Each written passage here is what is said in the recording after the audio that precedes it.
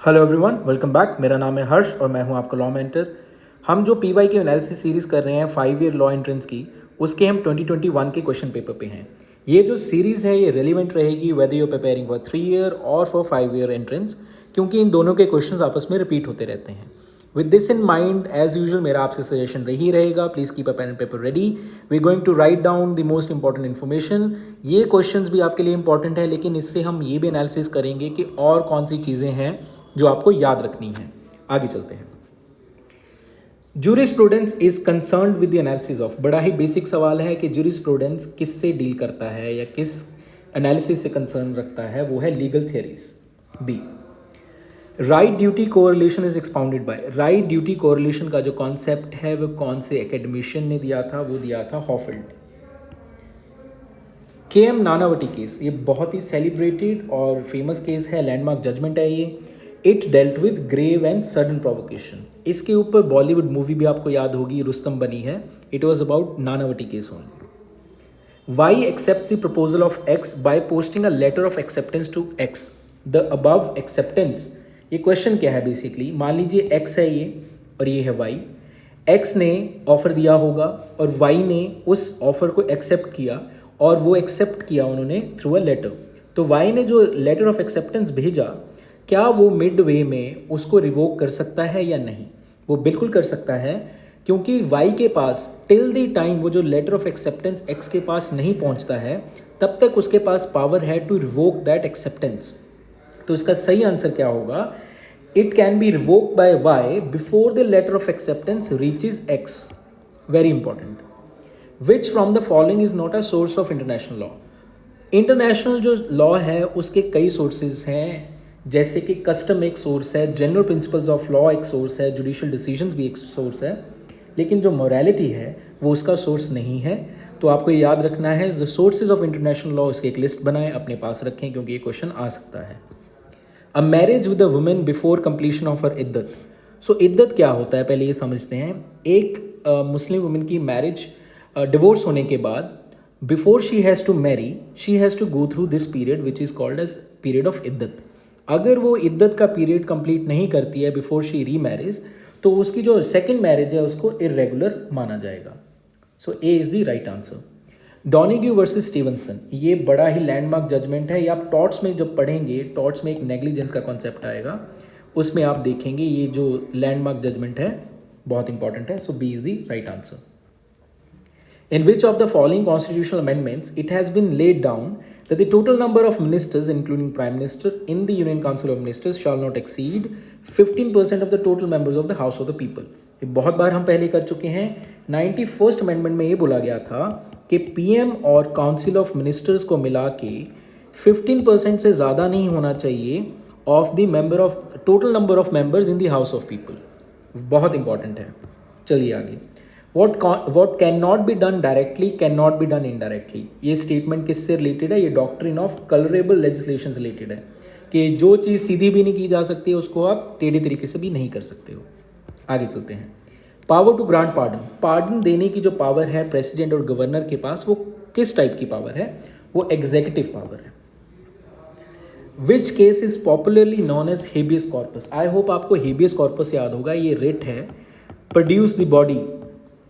कोई legal detention होती है अगर किसी की, तो ये जो है रिट इशू की जाती है। तो ये जो कौन सा केस है जिसको पॉपुलरली हेबियस कॉर्पस केस बोला जाता है, वो एडीएम जबलपुर केस है। क्योंकि इसमें एक एमएलए को रोक लिया था विधानसभा जाने से, तो उस पर एक केस बना था। तो बड़ा इंपॉर्टेंट लैंडमार्क जजमेंट है, ये याद रखें, very important case. The maximum interval between the 2 sessions of each house of the parliament is, कितना मैक्सिमम इंटरवल हो सकता है 2 सेशंस के बीच में? बहुत बार हम कर चुके हैं। 6 महीने का गैप हो सकता है between 2 sessions of the parliament. Concept of residual powers retained by the central government has been borrowed from. जो ये बोरोइंग वाले क्वेश्चन है ना, कि कॉन्स्टिट्यूशन में कौन सी चीज़ कहाँ से कौन सी कंट्री से बोरो की गई है, ये बहुत ही ज़्यादा इंपॉर्टेंट है। हर साल 1 या 2 क्वेश्चन आ जाते हैं इसमें से, तो इसकी एक लिस्ट बना लें प्लीज़। और ये वाला जो क्वेश्चन है इसका आंसर देखते हैं हम। रेजिड्यूल पावर कहाँ से ली गई है? ये कनाडा से ली गई है। Which one of the following is a third generation human right. ये तो गेस मारने के लिए बहुत आसान है। थर्ड जनरेशन का क्या होगा? थर्ड जनरेशन का मतलब क्या होगा कि पहले तो आप फर्स्ट जनरेशन पे जाओगे जहाँ पे आपको बिल्कुल बेसिक रिक्वायरमेंट्स फुलफिल होंगी, खाना पानी रोटी मकान, फिर थोड़ी और बेटर होंगी। तो थर्ड जनरेशन वाले ह्यूमन राइट्स कौन से होंगे, जिसमें you are seeking to develop, right to development जो है वो थर्ड जनरेशन ह्यूमन राइट है। The doctrine of post decisional hearing was propounded by the Supreme Court in which case. ये जो क्वेश्चन है ये एडमिनिस्ट्रेटिव लॉ का क्वेश्चन है। जब आप कॉलेज में लॉ पढ़ेंगे, एडमिन लॉ पढ़ेंगे, तो उसमें आप ये क्वेश्चन देखेंगे। मेनका गांधी केस में ये डॉक्ट्रिन दी गई थी। तो जो भी मैं आपको सारे लैंडमार्क जजमेंट्स बता रहा हूँ, ये तो आपको लिस्ट बनानी ही बनानी है। इसके अलावा मैं आपको एक वैसे भी एक इंपॉर्टेंट जजमेंट्स की लिस्ट दूंगा। Till that time please note down the ones which I am telling you right here in the question paper. Article 23 of the constitution of India provides. Article 23 बड़ा ही स्ट्रेट फॉरवर्ड क्वेश्चन है, सीधा ही पूछ लिया। तो prohibition of trafficking in human beings is the answer. The act of unlawfully entering into another's property, किसी और की property में अनलॉफुली एंटर करने को क्या बोलते हैं, बड़ा ही कॉमनली हम यूज करते हैं इसको, trespass. The international court of justice में कितने जजेस हैं, वहां हैं 15 जजेस।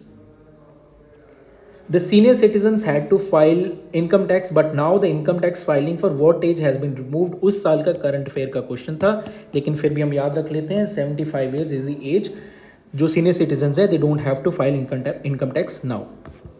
साइंड आय का मतलब क्या है, अगेन ये रिपीट हो चुका है सवाल। साइंड आय एडजर्नमेंट जो होती है उसका मतलब होता है adjournment without fixing a future date. कोई आगे की डेट नहीं दी है लेकिन एडजर्नमेंट हो चुकी है सेशन की, तो B is the right answer. India from midnight to millennium and beyond, ये किसकी किताब लिखी गई है, शशि थरूर की लिखी गई है। ये भी करंट अफेयर का क्वेश्चन है। बुक्स मैं आपको पहले बता चुका हूँ, बहुत इंपॉर्टेंट होती हैं हर साल की, तो एक बुक्स की लिस्ट बना लें फॉर 2024। द फर्स्ट सिटिंग जज to make public his asset is justice Kannan. Again ये भी करंट अफेयर का पार्ट है। लीगल न्यूज़ हमें कवर करनी है, तो इसका भी एक नोट बनाएं। Who among the following was not a member of the constituent assembly.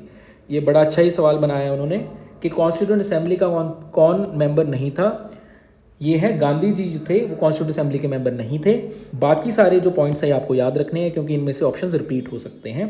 ये स्टैटिक जीके का पार्ट है, काफ़ी रिपीट होता है। कॉन्स्टिट्यूएंट असेंबली पे आप हर साल एक क्वेश्चन जरूर देखेंगे। The Indian national Congress observed independence day for the first time on 26 जनवरी, कौन से साल में इनमें से। देखिए मैं आपको बताना चाहता हूँ 1929 में लाहौर सेशन हुआ था।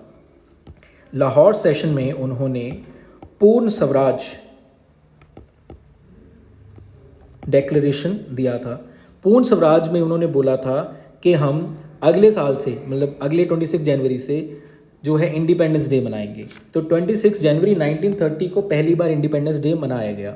आज की डेट में हम इसको रिपब्लिक डे मनाते हैं क्योंकि इसकी सिग्निफिकेंस इतनी थी कि उस समय से इंडिपेंडेंस डे मना रहे थे। So now we are celebrating it as Republic Day. और क्योंकि 26 जनवरी को हमारा इफेक्ट में आया था कॉन्स्टिट्यूशन, ठीक है, तो अब इसकी सिग्निफिकेंस ये है। Who headed the commission to review the working of the constitution of India, that was justice MN Venkatachaliah. Balwant Rai Mehta committee, very important, polity में बड़ा रिपीट होता है सवाल। बलवंत राय कमेटी जो है वो पंचायती राज से डील करती है। नेशनल गर्ल चाइल्ड डे कब मनाया जाता है, वो मनाया जाता है 24 जनवरी को। Who wrote we the people, ये किताब किसने लिखी, ये लिखी Nani Palkhivala. Who among the following was known as Frontier Gandhi, ये भी स्टैटिक जीके का क्वेश्चन है मॉडर्न इंडिया का। अब्दुल गफार खान को फ्रंटियर गांधी बोला जाता है। बड़ा इंपॉर्टेंट क्वेश्चन है, बड़ा फ्रीक्वेंटली ये रिपीट होता है। The famous song Raghupati Raghav Raja Ram was sung during Dandi march. Dandi march के समय पे ये सॉन्ग किसने गाया, ये गाया दिगंबर विष्णु पालुस्कर ने।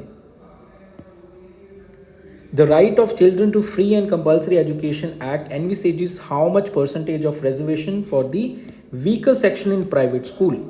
ये करंट अफेयर का क्वेश्चन है, 25 इसका आंसर है। आगे चलते हैं। Which city is called white city of Rajasthan, white city बोला जाता है उदयपुर को। Kelvin is the unit of, हमें पता है केल्विन जो है टेम्परेचर की यूनिट है। The first country in the world to legalise euthanasia, euthanasia में पता है मर्सी किलिंग को बोलते हैं, तो पहली कंट्री जिसने लीगलाइज किया है वो है नेदरलैंड। अगर आपको गैस भी मारना होता the most liberal countries are the Nordic countries, जैसे नेदरलैंड हो गया, स्वीडन हो गया, तो सबसे पहले ऐसे खुले विचारों वाले और जो न्यू एज जो राइट्स हैं वो नेदरलैंड्स या नॉर्डिक कंट्रीज़ ऐसे सबसे पहले इनको अलाउ करते हैं। तो गैस एजुकेटेड गैस मारने के लिए भी आप इसको टिक कर सकते थे। But anyway I am telling you a hack, अगर ऐसे सवाल आते हैं तो अगर आपको कुछ आता ही नहीं है और गैस मारना है तो ये मार सकते हैं आप। आगे चलते हैं। Who said that freedom is my birthright and I shall have it, ये हमें पता है, Bal Gangadhar Tilak. Very important. Who discovered X-ray, X-ray किसने डिस्कवर किया? X-ray was discovered by Roentgen, scientist का नाम है। How many articles are there in universal declaration of human rights, कितने आर्टिकल्स हैं? 30। Division of powers is provided in which schedule, पहले बता गया हूं मैं आपको। 7 शेड्यूल में 3 लिस्ट बताई गई हैं, एक यूनियन लिस्ट है, एक स्टेट लिस्ट है और एक कंकरेंट लिस्ट है। इसमें डिवाइड किया गया है कि कौन किस पे लॉ बनाएगा, तो डिवीजन ऑफ पावर होती है 7 शेड्यूल में। C is the right answer. Which is the colour of the black box kept in the aeroplane, देखिए हर एक प्लेन में एक ब्लैक बॉक्स होता है जिसमें प्लेन की पूरी ऑडियो रिकॉर्डिंग होती है, लेकिन इसको बोला ब्लैक बॉक्स जाता है लेकिन इसका कलर ब्लैक बॉक्स नहीं होता, इसका कलर होता है ऑरेंज। आगे चलते हैं। What is the chemical name of baking soda, ये भी सीधा सीधा स्टैटिक जीके का क्वेश्चन है, बहुत बार रिपीट हुआ। Sodium bicarbonate is the right answer. What is the motto of Olympic Games, देखिए 2020 के तो हमें याद रखने की ज़रूरत नहीं है, लेकिन ओलंपिक गेम्स 2024 का मोटो क्या है ये हमें याद रखना है। ये है गेम्स वाइड ओपन, ये 2024 का स्लोगन है, ये आपको याद रखना है, very important. The term double fault कौन सी गेम से एसोसिएटेड है? टेनिस से, बहुत इजी है। Straight from the heart is the autobiography of Kapil Dev, ये करंट अफेयर का सवाल है। अगेन बुक्स जो हैं बहुत इंपॉर्टेंट है, हर साल की बुक्स पे एक लिस्ट ज़रूर बनाएं। Who was the fastest man in the world, ये भी करंट अफेयर का सवाल है। उस साल हुसैन बोल्ट का जो रिकॉर्ड है वो लेमेंट मार्शल जेकब ने तोड़ा था, तो उस साल उसको fastest man in the world बोला गया था। आज के लिए रेलेवेंट नहीं है, आगे चलते हैं। Who from the following was awarded Dada Saheb Phalke award 2020, ये 2020 का हमें याद रखने की ज़रूरत नहीं है। 2024 का दादा साहब फाल्के अवार्ड किसको मिला? बेस्ट एक्टर कैटेगरी में शाहरुख खान को मिला है और बेस्ट एक्ट्रेस कैटेगरी में रानी मुखर्जी को मिला है। ठीक है, तो ये आपको याद रखना है। आगे चलते हैं। भारतीय पोषण एंथम किसने गाया है? शंकर महादेवन ने गाया है। ये भी करंट अफेयर का सवाल है, आज के लिए ज़्यादा रेलिवेंट नहीं है। Prime minister Narendra Modi has launched Atal Bhujal Yojana, जो किसको इंप्रूव करने के लिए बनाया है? अटल भूजल को आपको अगर एजुकेटेड गैस लगाना है तो लगा के देखिए। भू का मतलब होता है ग्राउंड, जल का मतलब होता है पानी, तो ground water management. Very easy. कई क्वेश्चंस में आंसर ना अंदर ही दिए होते हैं, तो थोड़ा सा संयम से, थोड़ा ध्यान से, पेशेंस से क्वेश्चन को पढ़ें, उसी में से आंसर मिल जाएंगे। जो एंट्रेंस एग्जामिनेशन है ना पीयू का, बड़ा ही आसान है। आपको बस अपना थोड़ा दिमाग खुला रखना है और जो हम चीज़ें दे रहे हैं आपको ये पढ़ें। ये पास्ट ईयर क्वेश्चन से बहुत क्वेश्चन रिपीट होंगे, ये आपके लिए बहुत हेल्पफुल रहेगा। आगे चलते हैं। Who is the Indian freedom fighter known as Iron Man of India? Iron Man of India किसको बोला जाता है? सरदार वल्लभ भाई पटेल को। इन्होंने इंडिया की जो इंटीग्रेशन करने में बहुत बड़ा रोल प्ले किया था। Who is known as missile women of India? Missile women किसको बोला जाता है? टेसी थॉमस को बोला जाता है। She was the brain behind Agni 5 missile, very important. The term pitcher कौन सी गेम से एसोसिएटेड है? बेसबॉल से है।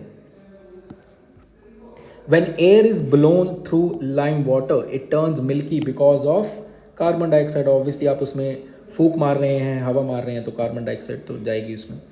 Who is the first Indian Asian to win the title of Mister World? उस साल का करंट अफेयर था, इस साल के लिए ज़्यादा रेलिवेंट नहीं है। दो इसका आंसर रोहित खंडेलवाल है, इसके लिए इस साल के लिए रेलिवेंट नहीं है। बुलंद दरवाज़ा, ये स्टैटिक जीके का क्वेश्चन है, कहाँ पे है? फतेहपुर सिकरी में है। Which state has recently launched a digital literacy program titled I am also digital? Again ये करंट अफेयर का क्वेश्चन है, इस साल ज़्यादा रेलिवेंट नहीं है। दो इसका आंसर केरला है। On which river is the Bhakra Nangal dam situated? ये हमारे लिए बहुत रेलिवेंट है। भाखड़ा नंगल डैम सतलुज रिवर पे है, आपको पता होना चाहिए। In which city of India is the चार मीनार? चार मीनार कहाँ पे है? बहुत ईजी है, हैदराबाद में है। विच of the following latitudes passes through India? कौन सा लेटीट्यूड पास करता है इंडिया से? ट्रॉपिक ऑफ कैंसर करता है। बहुत बार रिपीट हो चुका है, मैंने ज्योग्राफी के लेक्चर में भी करा रखा है, दूसरे जो पास्ट ईयर क्वेश्चन हमने ऑलरेडी कर रखे हैं पेपर्स, उसमें भी करा रखा है, तो बड़ा कॉमन क्वेश्चन है, याद रखें इसको। Which of the following cities is known as electricity city of India. आपको एक ट्रेंड समझ आ रहा है कि इस पेपर में ना स्टैटिक जीके के जो क्वेश्चन पूछे जाते हैं वो यही पूछे जाते हैं, ये सिटी किसको बोला जाता है, ये बेस्ट किस चीज़, लॉन्गेस्ट क्या है, बिगेस्ट क्या है, जो कि स्टैटिक जीके का पार्ट है। इसको आप रट्टा ही मार सकते हैं, कुछ भी नहीं है, बड़ा बेसिक सा पेपर है, तो इसकी ज़्यादा चिंता मत करें। इलेक्ट्रिसिटी सिटी ऑफ इंडिया बोला जाता है बैंगलोर को। आगे चलो, माउंटेन पास नथुला। नथुला जो पास है वो कौन सी जगह पे सिचुएटेड है, वो सिक्किम में सिचुएटेड है। Tropic of Cancer passes through. Tropic of Cancer कौन सी स्टेट से पास करता है, ये मैंने ज्योग्राफी के लेक्चर में भी कराया है और पास्ट क्वेश्चन में भी करा रखा है। गुजरात से पास करता है। उसमें एक पूरी लिस्ट है जिसमें आपको पता चलेगा कि कौन कौन से स्टेट्स में से पास होता है, जैसे गुजरात, राजस्थान, झारखंड वगैरह। ठीक है, आगे चलते हैं। विच of the following states is the largest producer of raw silk. Raw silk सबसे ज़्यादा कहाँ प्रोड्यूस होती है, वो होती है कर्नाटका में। Very important. लॉन्गेस्ट डैम, देखिए यही पूछा जाता है, लॉन्गेस्ट, लार्जेस्ट, मोस्ट प्रोडक्शन, यही सवाल पूछे जाते हैं, ईजी हैं सारे। हीराकुद डैम जो है लॉन्गेस्ट डैम है, ये कौन सी रिवर पे है, ये महानदी रिवर पे है। In India personal income tax is levied on. Personal income tax जो है वो कौन लिवाई करता है, सेंट्रल गवर्नमेंट करती है। ऑपरेशन ब्लैक बोर्ड, ये स्कीम है, करंट अफेयर का सवाल है, क्या प्रोवाइड कर रहा है, minimum essential facilities to all primary schools in the country. B is the right answer. How many languages are used on, 10 रुपए के नोट पे कितनी लैंग्वेजेस यूज की गई हैं, 17। An agreement which is enforceable by law, यानी कि जो कॉन्ट्रैक्ट है, at the option of one or more parties thereon but not at the option of other party. जो एक पार्टी के पास ऑप्शन है कि उसको वो वॉइड करार दे सकता है या अनइन्फोर्सेबल बना सकता है, तो उसको हम बोलते हैं वॉइडेबल, जो कि वॉइड किया जा सकता है, वॉइडेबल कॉन्ट्रैक्ट। नाइट ब्लाइंडनेस किस विटामिन की डेफिशिएंसी से होती है, very easy, vitamin A. The temperature when both Celsius and Fahrenheit scales are same, कौन सी जगह पे सेल्सियस और फ़ारेनहाइट का स्केल सेम होता है, वो होता है -40 डिग्री पे। तो C is the right answer. What is the scientific name of garlic, again static GK का क्वेश्चन है। एलियम सैटिवम बोला जाता है साइंटिफिक नेम जो है गार्लिक का। मोहिनीअट्टम कितनी बार रिपीट हो चुका है, मोहिनीअट्टम क्लासिकल डांस है केरला का। देखिए बहुत इजी क्वेश्चंस हैं, बार बार रिपीट हो रहे हैं। The phrase giving someone the cold shoulder, ठीक है, बड़ा इजी है, जब किसी को इग्नोर किया जाता है, इग्नोरिंग समवन, उसको बोलते हैं गिविंग समवन अ शोल्ड कोल्ड। विजय स्तंभ, विजय स्तंभ कहाँ है, विजय स्तंभ है चित्तौड़गढ़ फोर्ट में। The third private train of IRCTC is set to run between Varanasi and which Indian state. Current affair का सवाल है, इस साल के लिए रेलिवेंट नहीं है तो छोड़ दो उसको। Till when the government wants to eliminate tuberculosis, TB कब तक खत्म करने का टारगेट है इंडिया का, वो है 2025। वेरी इंपॉर्टेंट, बहुत पेपर्स में रिपीट हो चुका है ये। Who among the following was the first women to climb Mount Everest twice, 2 बार, Santosh Yadav. Which of the following was added by 86th constitutional amendment. 86th constitutional amendment में फंडामेंटल ड्यूटीज में amendment हुई थी, जिसमें ऐड किया गया था आर्टिकल 51 कैपिटल A के, जिसमें ये बोला गया था दैट द गार्डियंस और the parents have the duty to educate their wards, their kids who are between 6 to 14 years of age. ठीक है, आगे चलते हैं। What does the writ of quo warranto means. एक रिट और आगे पहले हमने हेबियस कॉर्पस देखी। क्यू वॉरंटो कब इशू की जाती है, वो इशू की जाती है when an office holder is found, when an office holder is illegally holding that position. A is the right answer. दोनों में आप कंफ्यूज हो सकते हैं, but A is the right answer.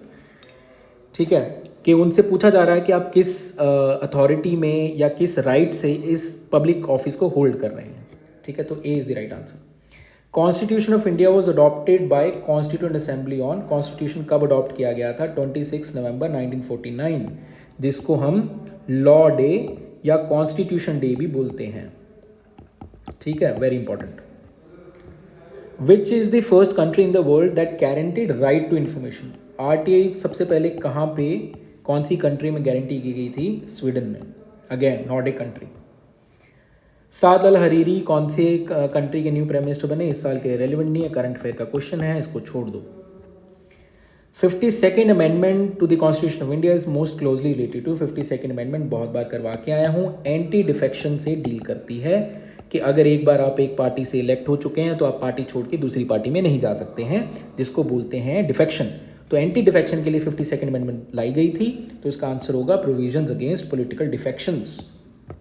Moving on, B R Ambedkar को भारत रत्न कब मिला? वो मिला 1990 में, posthumously obviously. Which bird from the followings can produce milk? कौन सा पंछी इसमें से दूध प्रोड्यूस कर सकता है? टेक्निकली वो दूध नहीं है, बट इट्स अ सक्रीशन जो कि पीजन में देखने को मिलता है। This might be shocking for many. Pigeon के एक ग्लैंड होता है which is known as crop gland, जो कि सिर्फ थ्रोट में होता है, जिसमें मिल्क लाइक सक्रीशन होती है for its babies. So C is the right answer. Why a whale can not survive out of water for more than 2 hours? एक वेल पानी के बाहर ज़्यादा टाइम तक क्यों नहीं जिंदा रह सकती है? क्योंकि जो उसको बॉयंसी और पानी चाहिए to keep its organ intact, वो अपने ही वेट में दब जाते हैं। So the outer layer of the whale starts constricting, तो उसके जो खुद के ऑर्गन्स हैं इनसाइड, दे स्टार्ट कोलैप्सिंग, और उसको पानी ना मिलने की वजह से, बॉयंसी ना होने की वजह से खुद के ही ऑर्गन्स कोलैप्स होने लग जाते हैं because of its own weight. So C would be the right answer, that it can not handle its own weight on land. What is the name of the digital ecosystem of agriculture being created by Ministry of Agriculture? Very important question, AgriStack answer है इसका। Complete the series, देखते हैं कैसा हो रहा है ये।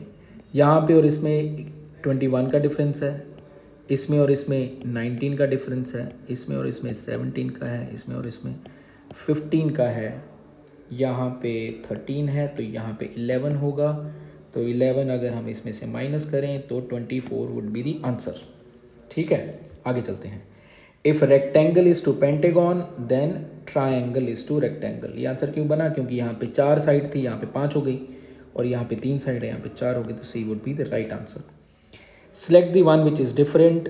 ये इसका आंसर मैं आपको बता देता हूँ। इसका आंसर वैसे 4172 है। क्यों है वो आप देखिए, इसमें हिंट दे देता हूँ आपको, एडिशन करनी है। ठीक है, अब इसके बाद से शुरू होते हैं 3-4 क्वेश्चन हैं अपने ब्लड रिलेशंस के, उसके बाद क्वांटिटेटिव एप्टीट्यूड मैथ के क्वेश्चन हैं। ये क्वेश्चंस मैं आपको नहीं कराऊंगा, ये आपको अपने आप बैठ के प्रैक्टिस करने हैं। आंसर मैं आपको बता दूंगा जब, जैसे ही आप हमें टेक्स्ट करेंगे, कॉल करेंगे या मैसेज छोड़ेंगे, तो I will tell you the answer. I will post the answers to all this questions, but you have to practise it yourself. इसका स्क्रीनशॉट लें और आंसर करें अपने हिसाब से। ठीक है, I hope you have taken the screenshot. I will move to the next one. Next next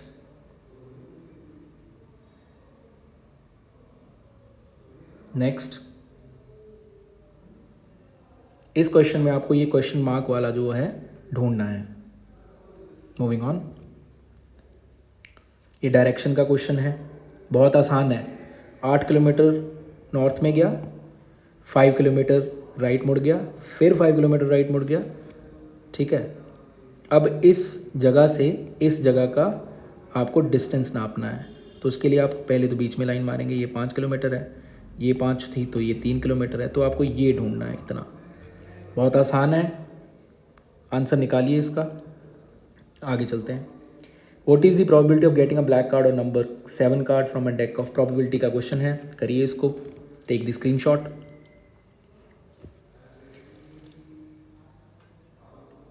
profit loss का क्वेश्चन है, वेरी इजी। सी है इसका सही आंसर। ट्राई करिए अपने हिसाब से क्या कैसे आएगा आंसर, बहुत आसान है। Again take the screenshot, do it.